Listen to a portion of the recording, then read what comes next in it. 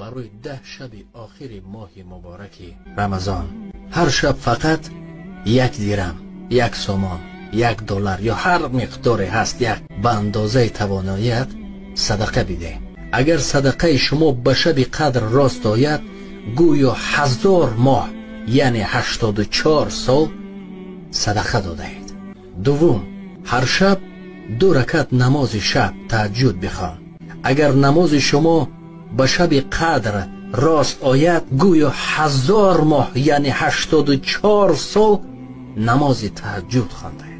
سوم، هر شب 3 بار سوره اخلاص را قل هو الله احد را بخوان که اگر این کار به شب قدر راست آید گویا 1000 ماه یعنی 84 سال قرآن را هر روز ختم کرده اید. و اگر حتی از این گفته های ما را نتوانستید می توانید همین نوار را به دوستان خود روان کنید تا که آنها اجرا بکنند و در همین ثواب شریک هستید. و السلام علیکم و رحمت الله و برکاته.